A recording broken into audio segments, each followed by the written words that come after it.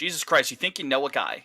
You do a podcast with a guy named Liam Fennessy for years, and then out of nowhere, out of the blue, he decides he's going to go happy-go-lucky onto another Red Sox podcast. You think, Jesus Christ, man, right? What's Hey, your deal? I'm just trying to spread the good word of Pod on Lansdowne. Yeah, I plugged both of you. Don't you worry. You tune in. I call you my beautiful co-hosts. So yes, you did. Yeah. And they were gassing you up. I plugged you all. I was gassing us all up. I did listen today before we recorded. That's Pod by the River, by the way, our good friends over there at Hand Hogdale. Justin was on there with you at Justin MLB. It sounded like a good time, even though you didn't know what a hot pot was. I did not. I was uneducated. A what? And you also like hot pot, like in Chinatown, like Chinatown food, hot pot. I don't know what that is either, Liam. Don't feel Yeah, I had bad. no idea. But it sounds great. It sounds like it's like similar to how it was explained to me on the show the other day. It's similar to like fondue. There's a big bowl, but instead of like cheese or chocolate, it's just like broth. So you like, I don't know, you dip like meats and vegetables in it. So it sounded interesting. Sounded good. So it was also very concerning, Liam, to hear you on Pod by the River defending J.K. Rowling. So hey, in my defense, I had to pick a side. I was due to my age, I was what's the word I'm looking for? I was assigned Harry Potter by default, so I had to defend the Sophie's in the other room playing Hogwarts Legacy. Oh, jeez, a ton of bigots left, right, and center over here. What's going on? JK, come on the pod. Oh, I don't know about that. You have the floor uninterrupted for 20 minutes, J.K. Rowling. No, absolutely not. Speaking of things that are concerning, gentlemen, I wanted to start off Pod on Lansdowne here this week. We have to talk about these fucking MLB uniforms, man. People have said it before. It looks like stadium giveaway stuff. At least that's free. Like with your ticket, you don't have to pay $175 for the stadium giveaway jersey, which is what Fanatics is pumping out here with their MLB jerseys. Jake, as our resident John expert, I can't imagine how upset you are about this. It must be sickening for you. Yeah, it fucking sucks. I tweeted something along these lines, but thankfully the Nike era Red Sox have not provided me with much joy, so I can just continue to buy the old Majestic and City Russell stuff is good. Yeah, well, not anymore. It was. So, yeah, but it blows. The only saving grace for Red Sox fans is that we don't have last names on the back of our home jerseys. Mm-hmm. So that's pretty cool. That's a nice silver lining for us. We don't have to see that putrid kerning. There's a word for you. Kern. It's like iron on letters. It looks like spacing. Man. That's the spacing of letters. Spacing is bad. Yeah, it's like. Yeah, they're too small. The arch is preposterous. It's really fucking bad. Michael Rubin, there's a special place in hell for that man. Michael Rubin. He's only done evil things. On him. And when he's in hell, he'll find any opportunity he can to take a picture with some other person in hell. It literally pisses me off so much. Especially this past week, like post Super Bowl, because he had a huge party, I guess, in some suite his white in party, Vegas. right? Is that... Yeah, well, he does that, and then like I don't know, he was taking photos with Mr. Beast and James Harden in his suite. There's no life like, behind his eyes either. No, I think he was absolutely trashed. Too. Mr. Beast or Michael Rubin? Both. Michael Rubin. Both. Oh yeah, but dude, Michael Rubin pisses me off so much. Just the quality of your product is so bad, and all you do is spend money on these elaborate part. He's like sports merchandise Great Gatsby. Like that's the only way I can explain him. You know, someone posed the question, guys, on Twitter regarding the horrible look of the lettering on the back of these Fanatics jerseys. Which one looks obviously it's a podcast, you can't see, but they said which one looks worse, long last names or short last names? Because they had Verlander and it's just a ridiculous. It looks like he's Saltalamacchia. Yeah, exactly. For Verlander, which is a longer last name, but it's nothing like Saltalamacchia. You know what I mean? It's not Kiner Falefa. But then they showed who's the fucking manager for Cleveland now? Stephen Vogt. Mm-hmm. Yeah, which is just VOGH or VOGT, I think it is. That looks awful too. I don't know which one looks worse. It's a great question, the short or the long, but it just adds up to, you know, we're in the pits when it comes to MLB Johns now, and I don't like it. No, it's bad. Thank you, Jake. I have nothing. It's evil. Fanatics is such an evil like sports.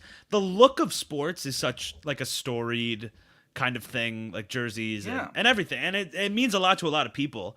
Not to be corny, but it's an identity. Yeah, you know? And it looks like piss and shit all over these jerseys. And I'm fucking scared for hockey jerseys next year now. I wasn't thinking a lot of it because they said they were going to use the same factories that Adidas has been using, but now I'm fucking petrified. I mean, it'll save me a lot of money, but... Yeah, because you don't have to buy them. Yeah, but no, it's fucking bad. Even the because what they bought up Mitchell and Ness. They did in the last 2 years. Which was quality stuff, Mitchell and Ness. Which was amazing quality, and now it's all just screen printed shit on jerseys. I will say, I'm not even exaggerating. If Fanatics ever bought 47 brand, you would find me hanging from the ceiling. That would be, fellas. That's our final holdout. That 47 is the Alamo. That is all I have. 47 brand. They mean so much to me. I couldn't. Help us, 47 brand. You're our only hope. Save me. 47 brand. Save me. Boston roots. 40. That's right. That's right. HQ is off the pike. You can see it coming in. Fanatics do not sponsor the pod. Again, folks, that's Captain Woke, a.k.a. Jake, who's scared of the future of sports johns. We're joined by Liam Supremacy, a.k.a. Liam. I'm Troy O'Leary, a.k.a. Fitz. This is Pod on Lansdowne. Very special episode today. Not only do we have actual Red Sox news to talk about, we'll sink our teeth into it, don't you worry, but we've got a special guest. For the third straight year, our friend Rose at NaturallyCats11 on Twitter, Rose, our Orioles correspondent, is here to kick off our American League East preview series. We'll be talking to fans, our friends of all four teams in the American League East outside of the Red Sox, get to know who we should be looking out for, because I think we're going to have to look out for all four teams again this year, because it might be another last place finish for the Red Sox. It does not make me happy. But the Red Sox, pitchers and catchers, have reported to Fort Myers, Florida. Hope springs eternal once again, all that bullshit, yada, yada, yada. We have some comments from out of opening day. Liam pointed that out before we hit record this afternoon. We're recording on Monday for a Wednesday release. Liam, let's talk about these quotes out of camp, specifically from Kennedy, right?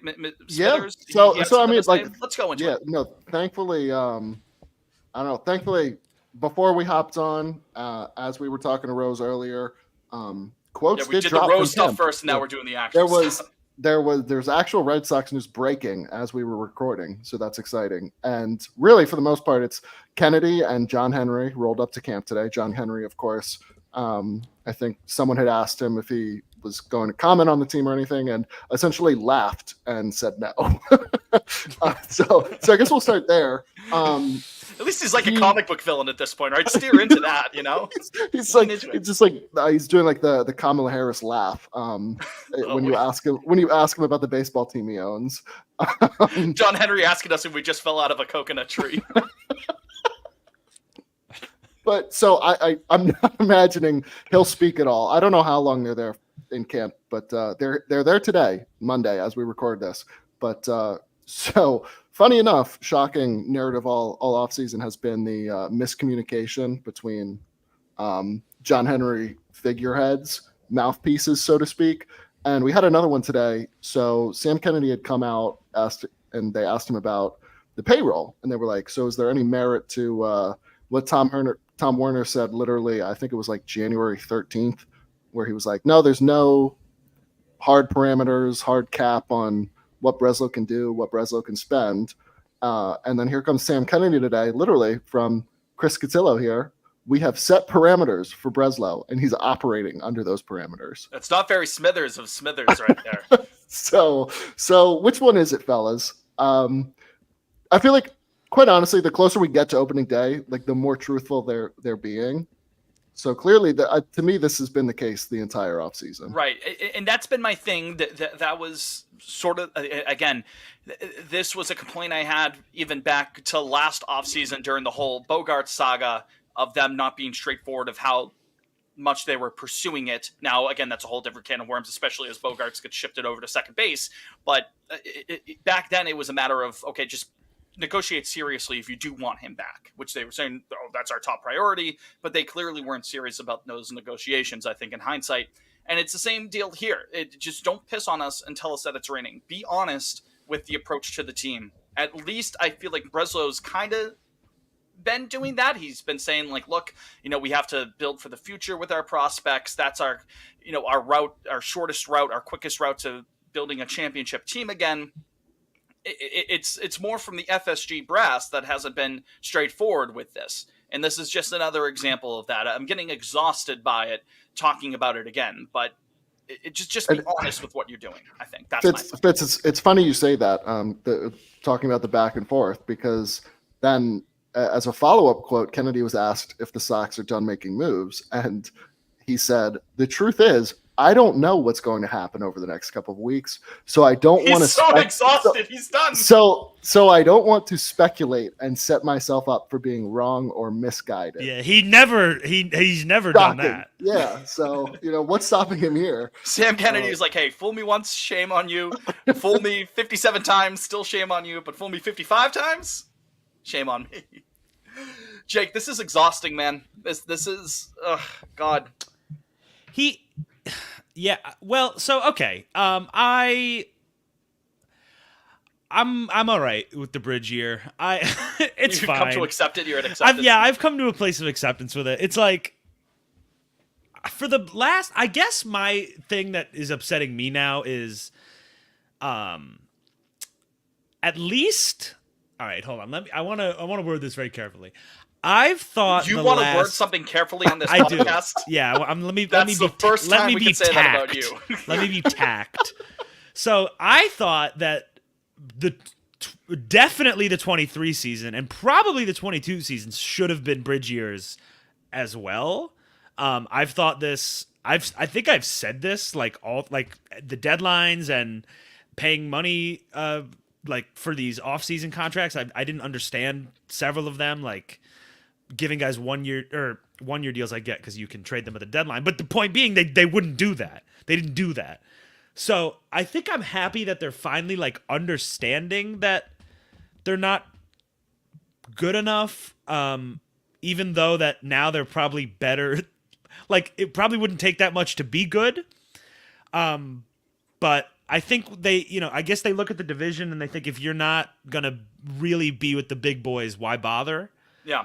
No half measures, to quote Mike from Breaking Yes, Bad. and I'm a big proponent of that. Like, why get a bunch of like meddling kind of guys? What's the point? Like, be all in or all out, and be honest about that going forward. Sure. That's like, had they said at the beginning of the year, like we're looking ahead. I mean, I know they can't say this. Like, they can't be like, yeah, we're gonna suck this year.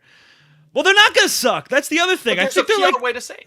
And, yeah. And it's interesting you mention that. If not for, I think quite literally, I don't quote me on this, but September of 23 might have been the actual worst month in Red Sox regular season history, like in terms of their win-loss. That may have been the worst, if not the worst. It's it was up there. One of the worst. Yeah, I was lucky enough where, honestly, I can admit it now. Like the statute of limitations has passed.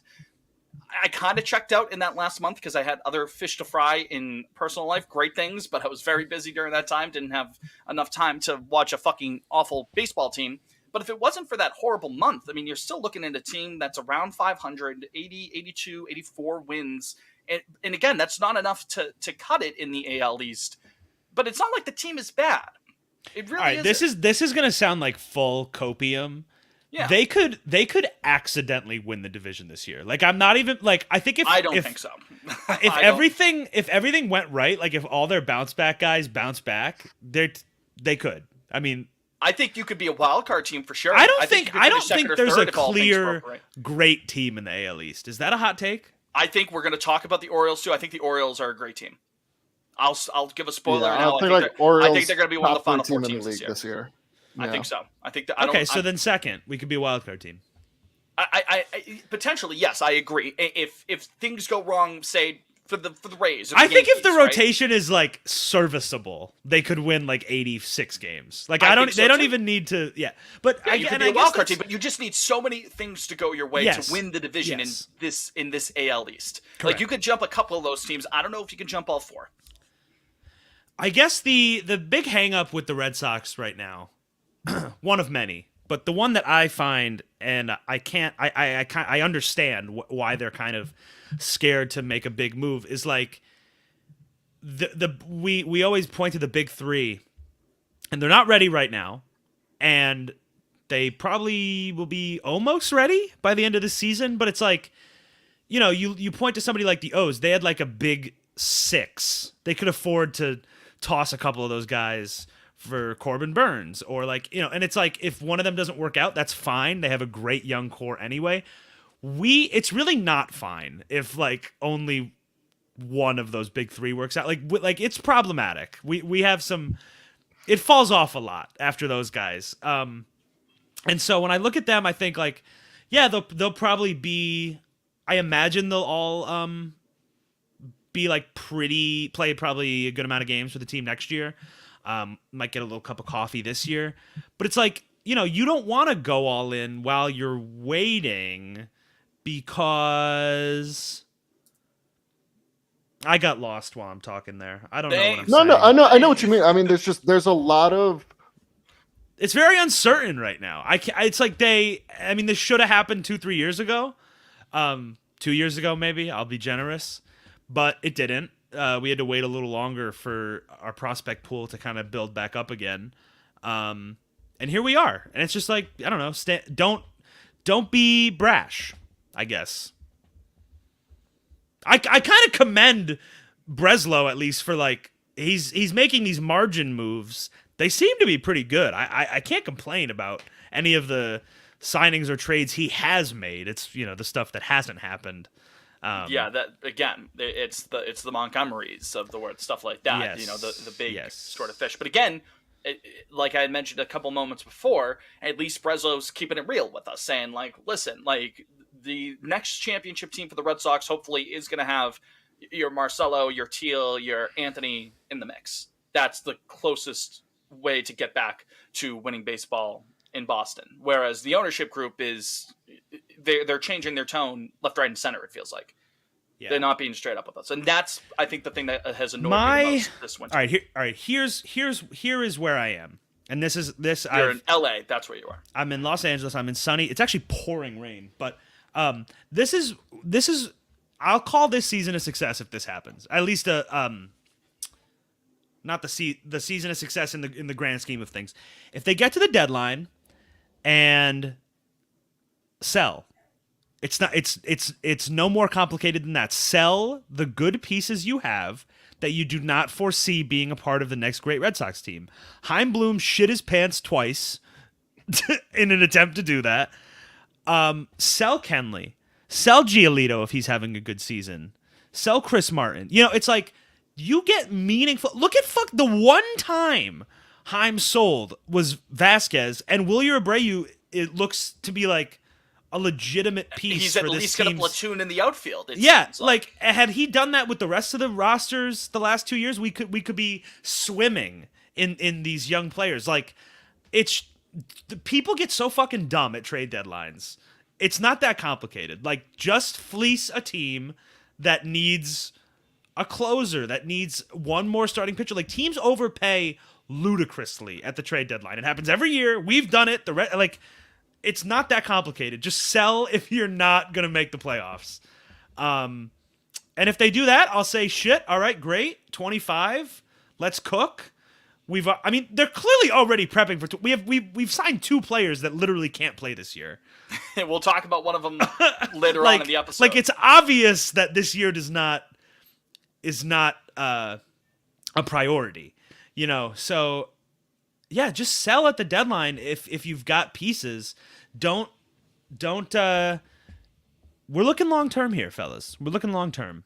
Speaking of long term, get Liam back into the conversation here. Liam, do you take any pause, any concern regarding some of the recent comments from not FSG ownership, but from a player, one Tristan Casas, who said there hasn't been a ton What is it? It's nothing He said intriguing. nothing enticing. Enticing so far regarding extension talks, which he confirmed have of course happened. But do you take any stock into that? No, I'm not going to freak out over the comment at all. Like a lot of people were doing on Sunday when it came out, and they're like, "Oh, like what's this organization doing? Like lock these guys up." Like, listen, this one. Like, I actually think it's good for us that he said that. Like at least he's open about it. Like he's putting the ball in our court. To me, it's a good sign that talks have already started. Yeah. Because if this were the early days of Mookie, Xander, and even when Devers first came up, like we weren't doing that. We weren't engaging these guys in. Mookie was going into arbitration. Talks. You know what I mean? Like that arbitration case had to be heard. And in hindsight, that should have been the biggest red flag with the Mookie situation. When I think it was leading into 2018, he got an arbitration hearing. Like they didn't come to an agreement on it. They had to go before an arbiter. That should have tipped us off that something was not going to be right down the line. Yeah, I mean, to me, Casas here, yeah, at least they're talking. To me, Casas he's under team control through 28. So to me, the fact that talks are even happening now is a huge step forward for. I mean, yeah, that you got 4 years the organizational to mindset. Figure something out. Like, so to me, it's a good sign. I think the people that are just kind of like expecting Bello and Casas like to be locked up already, I think it's they just finished their first full major league season. Like to me, if anything, you see how the next will certainly see how 24 goes. And if 24 goes really well, then yeah, they're a sure thing. But I just think like these talks aren't going to these contract extensions aren't going to happen overnight. But the fact that talks are even happening already is encouraging. You're right. And I understand that Red Sox Nation sort of has trauma might be too intensive. That's what I was going to say. People are so traumatized by the Devers and the Mookie of it all. Yeah, being nervous but it's in one like, way or the other. We've got 4 years to. I mean, it's and again, like I said, I think it's a really positive thing that he's even talking publicly. That a contract extension's been discussed. Like I remember, I don't even think. I'm trying to think back now. I feel like they never talked to Mookie until like the fucking year before free agency, right? I mean, am I imagining that? Like, I feel like it was late. I don't think you are at all. Yeah, I don't remember any contract extension talks. Yeah, the only thing I remember is that it was like one of, if not the biggest arbitration hearings in the team's history, maybe when he went before arbitration. I think before his MVP year.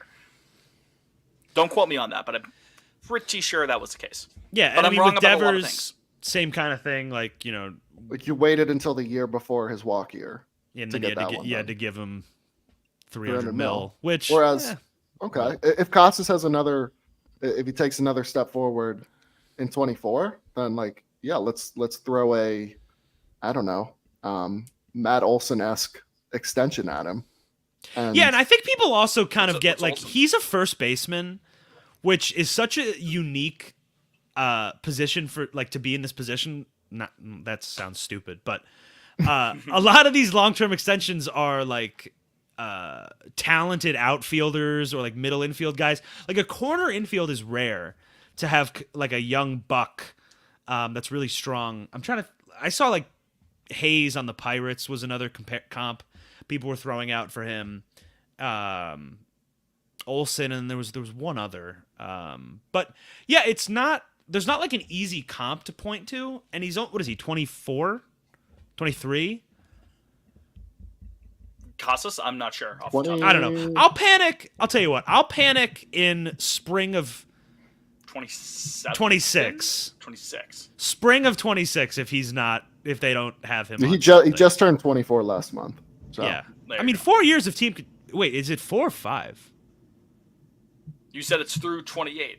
Right? I believe it's through 28. 4, 5, 6, 7, 8. So that's 5 years. Oh, okay. So yeah, including this one. Yeah. Okay, that makes sense then. Which I don't know why. No, I'm glad that I'm glad he's saying that they're You know what?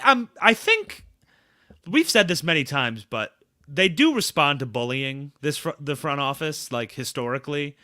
And I think the fact that they have literally never extended a young player like pre-arb or anything, and that's clearly a trend now. Look, even Pedroia's extension, it was going into his walk year. Yeah, spring training of his walk year. Listen, do I know if they'll get both Bello and Casas done? No. I would be extremely surprised if at least one of them didn't get a good pre-arb extension. Casas should be the priority between those two. 100%. Okay, well, when it comes to let me go email Craig right now. I will say when it comes to an everyday player versus a starting pitcher, I'm far more inclined to lock up the everyday player. And first. Respectfully, I like Bello a lot, and I'm very excited, especially if he gets the slider going. Bello kind of slipped a little bit towards the end, if I'm not mistaken. Yeah, which I get. Yeah, I guess my thing was at the end of the year, but promise. Whereas Casas looks like a guy who's about to break out onto the scene as like a legit stud left-handed hitter. I think for a pre-arb kind of contract, like like the extensions we're talking about, I think a pitcher's is almost more valuable though to a team because it's like the fall off is so much more real when you get past those like 33, 34, 35 a lot of the time. So if you can lock up a guy, if you can grab some of those free agent years with it, I think that's mint for a pitcher. Whereas a hitter often will maybe stay good a little longer. I'm not sure. I don't even know if there's. I'm not sure if there's science or stats to back up what I. No, I know what you mean, but especially a guy like Casas, where you're playing. Yeah, that's a corner. Yeah, where like the physical wear and tear shouldn't be that extreme. So if the bat is really as elite as it looked like it was from May 1st on last year, I would imagine that ages well, especially with his plate approach too. And speaking of Casas, just one more thing. I fucking hate that he cut his hair. Hate it. He had incredible strength. He had incredible aura with that. He's like, what is that one? It's like the master of disguise. He's always looking different. He's always up to something. He's got a beard, no beard, fucking dreadlocks. Not dreadlocks, cornrows. I mean. Yeah, he had the cornrows. He had the man bun going on, like at the top. Yeah. It's kind of exciting. He should just start wearing wigs and stuff, like show up to the park. For reference, just before we move on here into the break and into our interview with Rose, we mentioned Matt Olson getting an extension from the Braves. Leading into 2022, Matt Olson got I just had it up. Was it 172? It was 8-year, $168 million, which is just over $18.5 million a year. Jesus Christ, that looks like a bargain right now for the Braves. Well, so sounds just great. 18 mil. That's like what we're paying Yoshida. Oh, jeez. Well, so that was his fifth. That was after his fifth season, his fifth full season too. So that's not really a comp, like realistically, right? Yeah, exactly. Like, it's such a hard. Yeah, it changes. So, all right, we're gonna take a step aside. We're gonna go into our first break of the show. When we return, our full segment with the Orioles preview and who he play for, the second iteration of who he play for on the show, brought to us by Rose. After the jump, we'll be right back.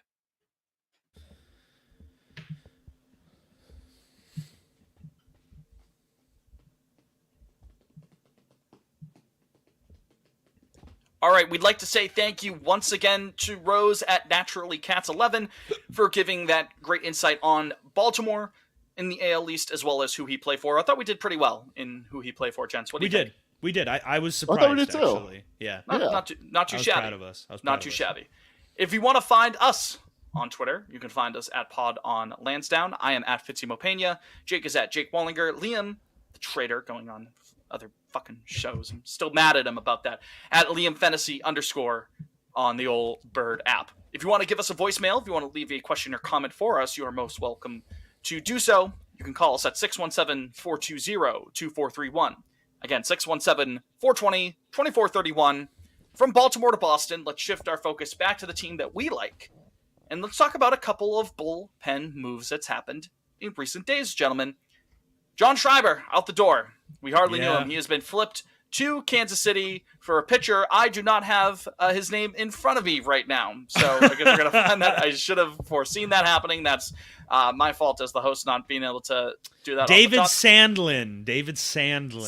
Yeah, when I first saw this trade, gentlemen, I was kind of confused. This was Saturday, I believe, when the trade went down. Yep. I was like, what the? Yeah, it was during the Arsenal game, during the Arsenal thrashing of Burnley the other day. So I was happy about that, but I was like, what? Don't be mean to the Clarets. Come on. Absolutely not. Fucking Vincent Kompany? No, not after what he did at Man City. No, he's done enough winning. Absolutely not. And hey, it helped us for our goal differential, Liam. So if we get you on points, I noticed that. I was first. Kill Bill sirens. They're up by 1. 14-1 over our last 3 games. That's a plus 13 in the goal differential in just a trio of games. When Kai Havertz is scoring off of you, man, that's when you know that this might be the year for our Gunners. But anyways, back to baseball. John Schreiber gone. At first, gentlemen, I was very confused about this. I was like, what the hell, man? Like, I know Schreiber was kind of falling off a little bit. He wasn't his 2022 self, but I still really liked Johnny Leverage. I saw some of the reports on, again, I don't have his name in front of me, so I don't know. David Sandlin. David Sandlin, the Sandman. Enter Sandman. Read some reports on him, and I kind of calmed down a little bit. It was like, to quote not to quote the Simpsons, Jake, but when the guy jumps out of the window at the PTO meeting because they're disbanding. And then he runs back in? He jumps back in. That's kind of what I was. That was sort of my reaction to this. I kind of calmed down a little bit. I got a little bit too emotional. Then I kind of reeled it back and I was like, you know what? If they are kind of building for the future, like we were just talking about earlier, to get a guy who projects to potentially be a starter down the line for John Schreiber when you're already kind of training from a position of strength, I think it makes sense. Who wants to add on to that first? Liam or Jake? You can take the floor on this, on the John Schreiber trade. Take it away, Jake. Okay. So a real position of strength, it seems, for our 2024 Boston Red Sox is the pen. Seems like they feel that there's a lot of depth there, especially right-handed pitchers in the pen. So I think Schreiber was not excellent last year. So if they don't think he can get back to that 22, makes sense to me. I like the guy. Seemed like a fun dude. Liked his energy on the mound, but good. Seems like a good trade. I don't know. I mean, I don't know how much you want to bank on a high A reliever, but like Schreiber's going to be 30 in like 2 weeks, so it's like it makes sense to me. No, I mean I have to piggyback off that. Like we're trading from a position of strength to bolster a position in the farm that literally there's no one in our top 10 prospects, according to Sox prospects, that profiles as a starting pitcher. Not a single prospect. I'm still holding out hope on Trey Ball, Liam. All right, let's give him some respect. Henry Owens. If Henry can just start to locate that fastball, guys, watch out. But there's no one in the top 10. Let me see if I can go even further. There's no one in the top 15, unless I don't even think Dick Fitz profiles. Yeah, I thought Dick Fitz did profile as a starter. Sox Prospects says potential multi-inning depth reliever, ceiling of a back-end starter. Okay. So to me, the story of the offseason at least has been they are amassing arms to play around with, which to me seems like a smart strategy for a farm system that is desperate for arms that maybe even are on the cusp or the fringe of being a starter. But if Bailey and Breslow and the guy they brought in from Driveline, like to me that's a recipe for success. You filter as many arms through. Yeah, and you already went and acquired some relievers this year, right? Like Campbell, Weiser, people like that. Like Weiser, there was a video of him on the mound at the Fort, and I swear to God, for like 3 days, I thought it was John Schreiber. Did you call it the Fort? Yeah, I've never heard Fort Myers called the Fort. People say that. I never heard that. I like it. But yeah, no, there was a video of Weiser on the mound at spring training, and for like 3 days, I just assumed it was John Schreiber. It kept showing up on my timeline, like same delivery, slider looked the same and everything from like behind the backstop. And then I think it was like Robbie Hyde, shout out Robbie, on Twitter yesterday was like, hey, well, like we lost John Schreiber, but you guys are gonna love Weiser because they look like carbon copies of one another. So, we've got a ton of right-handed arms that can fit the need in that bullpen right now. I'm okay with it. So I didn't really understand I know we love the Red Sox Twitter community loves to be knee jerk, but to me, it was like, okay, like John Schreiber, we saw him at his best in 22. He looked a little cooked last year when we saw him. So to me, it's okay. Speaking of everything's going to be okay, and it opens up a spot on the 40-man roster, guys. There you go. Right. So I think we will miss Johnny Schreiber. Speaking of Twitter pals and the John Schreiber trade, Sammy James, one of the Play Tessie boys, was defending himself by saying now John Schreiber is pitching for a contender, quote unquote. And I got to say, the AL Central is so bad that it's not out of the realm of possibility. It's wide open. That KC has some home playoff games in October. You know what I mean? With the extension, they improved the rotation a little bit.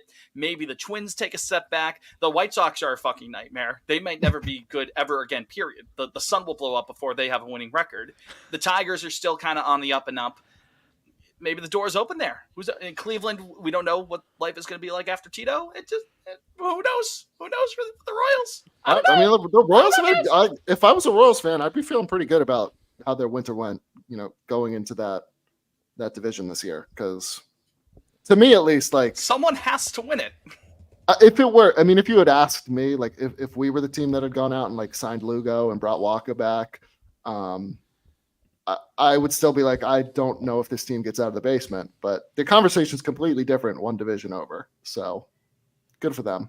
Good for them. How does it feel to know that like we'd have a good chance to win the American League Central? It hurts. It's painful. Yeah. But that's baseball, Susan.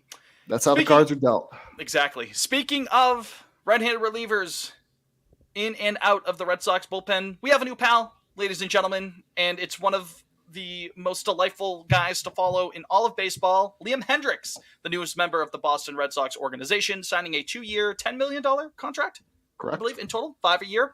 Now, he's going to be out for almost all, if not the entirety of 2024, correct?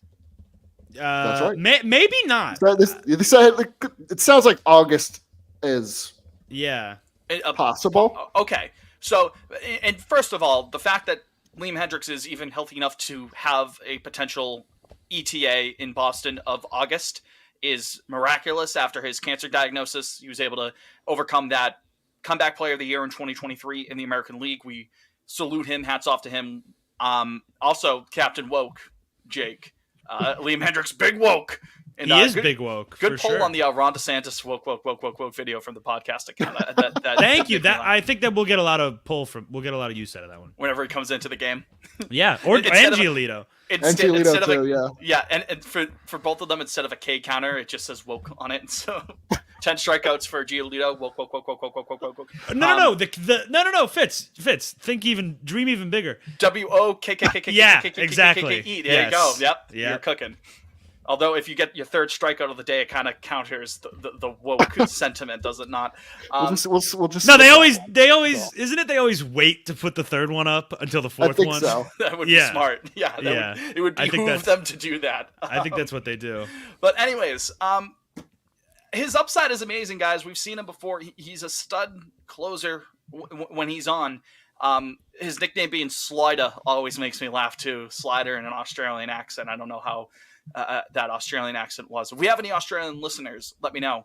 But again, it seems like it's a move to pivot towards 25 in the future. I mean, Kenley Jansen, I think it's safe to say, if he's not traded before opening day, he'll be traded leading up to the trade deadline. He'll go to a team that's actually contending and bolster their bullpen, while Hendriks is given the reins when he's healthy to go.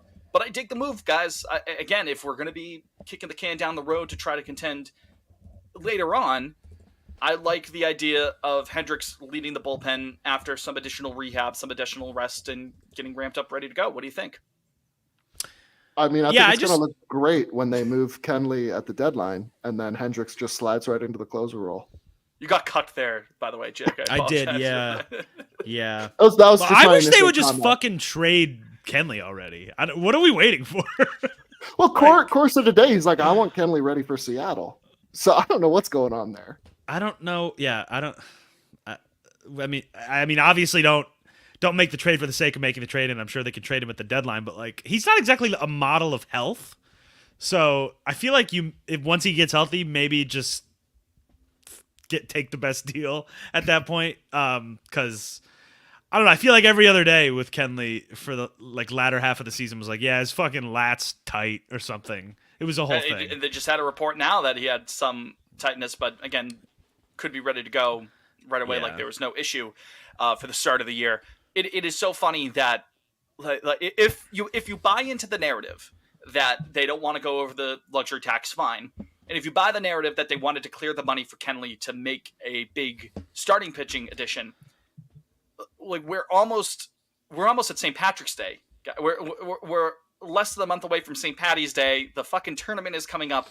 Opening day is around the corner. We're like 5 weeks away from it now, and there are two big lefties still on the market, and Kenley's still on the books, and he could still be traded. And it hasn't happened yet. It's like I've always been fascinated at this narrative because it's like the money does not.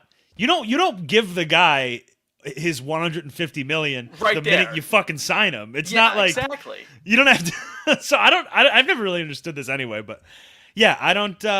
Like the opportunity is there if they want it. Who, if you're gonna trade even, who are even Jordan Montgomery's suitors anymore? Everything I've seen, the Rangers are like. Right, because of like the TV deal stuff. Yeah, they said we're poor now. They said no. Chris Young was like, I don't see any other major moves. So I don't know. I mean, maybe this does turn into us signing him before the week's over on like, I don't know, 4 years. Can I say something? That might ruffle some feathers real quick? Let's hear it because I got to take as well. If he doesn't want at least a 3-year deal, I'm not interested. If Montgomery doesn't want at least a 3-year deal, correct. He's going to want at least a 3-year deal. Well, but I've read that he could maybe just because the market sucks. So just get another bite at the apple down the line. Yeah, but if you're not locking him up, then we suck. I agree. Then yes. Yeah. I think if we're signing him, I would prefer to give him a 5-year deal. 5 years, 6 years. Yep, yeah, I would do that. Yeah, I'm cool with saying 7 seems extreme. He's already 31. What's the latest on it? There's nothing. But a lot of his game, Liam, is not like velocity.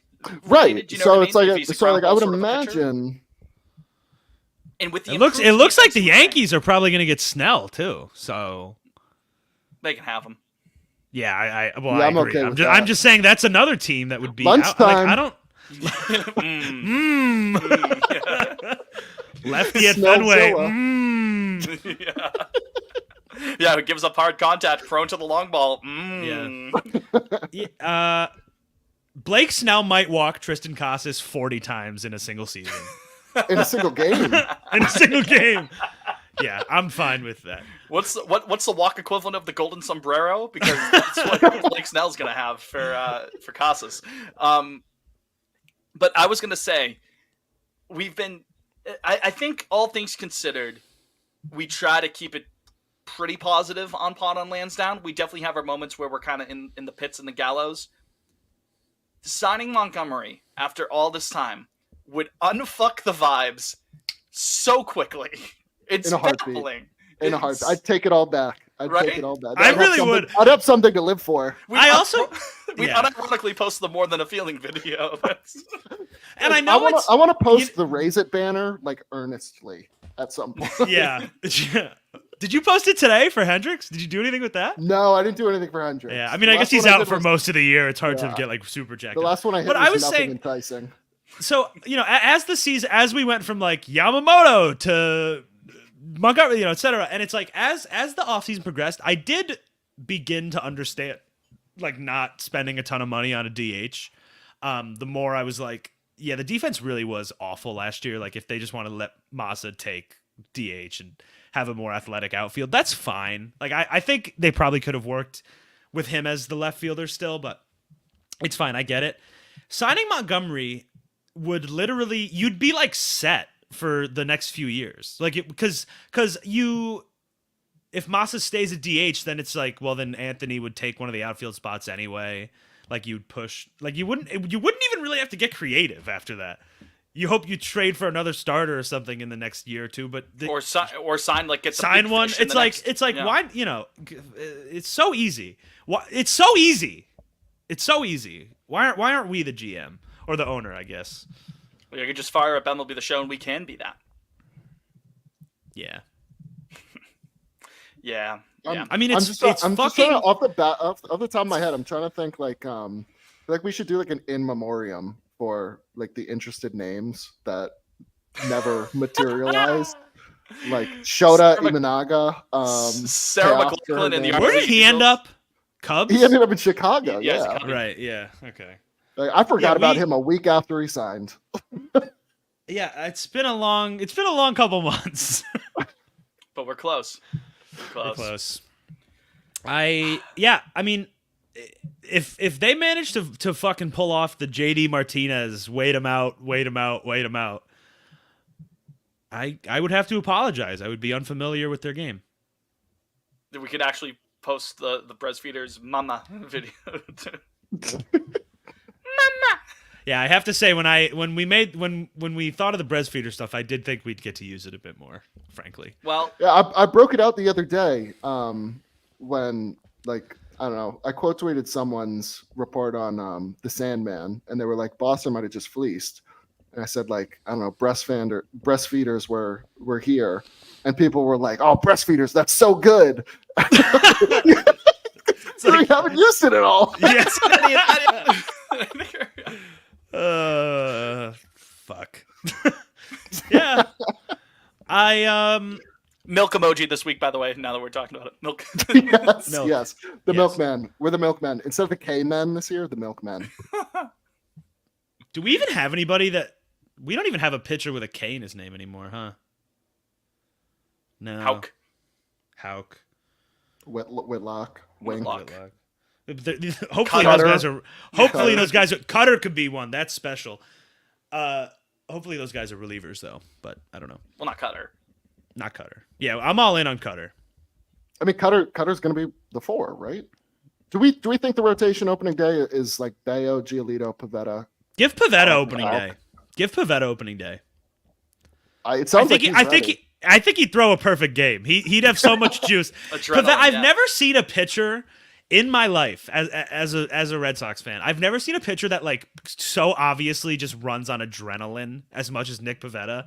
Like the higher leverage moment, he is better. Like he came into those fucking Rays games in 21 and he was like dropping 12-6 curves like it was like he was I don't know who's somebody that throws a great 12-6 curve. Somebody throw one out. Barry Zito. Wainwright. Barry Zito. Yeah, like he was Barry Zito. Wainwright, sure.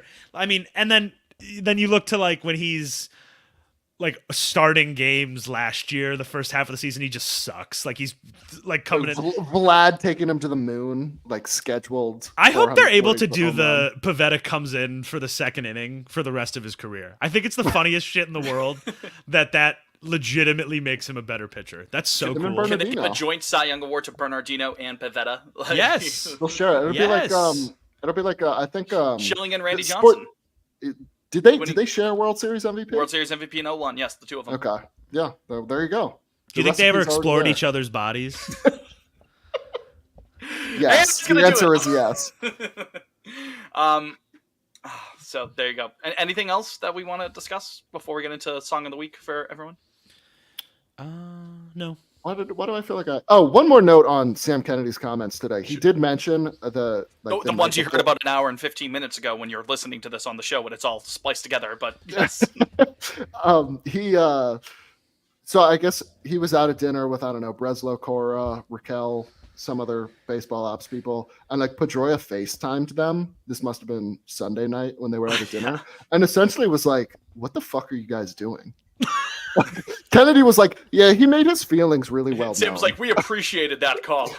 Yeah, you just imagine Pedroia yelling into his phone, like, "What the fuck are you doing? Like, let's go!" Just like, I can't even imagine how that went. I'm sure he didn't mince words. Oh yeah, but Petey gave it to him straight. Keep it real. I feel like all the former players are in the same boat as the fans. They're like, what's happened to us? Did our balls fall off? Like what? It's the Diddy or drop guy. No longer recognized by the club. Why'd your balls drop off? So. Yeah, that was a funny note. I did see that, and Kennedy was like, "Oh no, we appreciated his input." Yeah. Of course. Yeah. So. Thanks for the recommendation, Dustin. We won't do anything with it though. Yeah, right. Yeah, thanks for the input. But Chris you had a good run. Good run. Yeah. There it is. Thank you, Jake. Yeah. All right, song of the week. I'll go first here because it just came to let me. me see. I'll do one based on all the AL East teams that we're sort of previewing. You know what I mean? So for a Baltimore-based one, their version of Sweet Caroline is "Thank God I'm a Country Boy" by John Denver. That's my song of the week. They play that in the middle of the 8th inning at Camden Yards. So give me that one. That's my song of the week. Well, I have just discovered a new artist for myself. It's pronounced McGee, but it's MK.GEE. What was that noise? What was that? Yeah. Must be something that could be something outside. Oh, that's great. That sounded like when Godzilla's charging up his tail to do the atomic breath. Didn't it? I was gonna say it sounded like one of the I thought it was over. I thought we were done. I thought it sounded like one of the pod racers in the Bunta Eve Classic. Yes, that was fuck. What's his goddamn Quadranero. Yes. Oh, there goes Quadranero. I don't care what galaxy you're from. That's gotta hurt. Ben. No. Here it is. It's Ben Quadinaros. There's also Sebulba and Odie Mandrell, Rats Tyrell, Dudbolt, Gosgodno, Bowles Roar, and Clegg Holdfast. Which one is the one that it kind of looks like a gecko and he's in the cave and he crashes into the pillar and he kind of goes like, no, not that one, because there's one like he just kind of quickly goes like like a noise like that. Do you know what I'm talking about? I'll rip it later. I'll send it to you guys in the chat. What was I talking about? Oh, my song, of course. Yeah, it's called "Are You Looking Up" by McGee. It's a great song. I recommend it strongly, and I actually wanted to go to his show in Cambridge in May, but it's sold out. So, wow. So that's an tough. Unfortunate little piece of information for you guys. Liam? So I don't know if you guys heard, but my beautiful girlfriend Dua Lipa dropped a new song on Friday, Training Season. So I got to plug it for her. I'd be a bad boyfriend if I didn't. So sure. Stream Training Season out now. Dude supporting their queens. Always appreciate that. Yeah.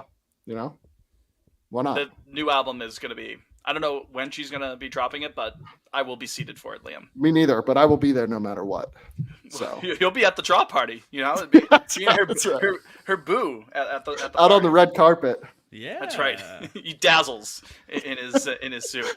All right, that's gonna do it for this edition of Potting on Lansdowne. Next week we'll be talking. Do you want to spoil it? Yeah, we'll be talking the deal that Montgomery got from us. Oh, I thought you were going to say what team we're going to be previewing the AL East. But yes, we'll also be doing that. Also, don't games start this weekend? Spring training games? Do they? The Northeastern game? Oh, let me see. Saturday, February 24th. Is that? Yeah. Okay. How about that? All right. So we'll have 3 spring training games, 4 spring training games. 5 spring training games under our belt by the time we record Monday. Well, yeah, because the team they split up. You know what I mean? So yeah, they've got 2 on Sunday, and then on Monday they play in the afternoon. So how about that? Baseball right around the corner, best time of the year. So we're here. Thank you again for taking your time with us. We will be talking to you next week. For Rose, thank her again to Rose for joining us. For Jake, for Liam, I'm Fitz. You're you. Talk to you next week. Go Sox, and obey your mother. Obey your mother. Obey your mother.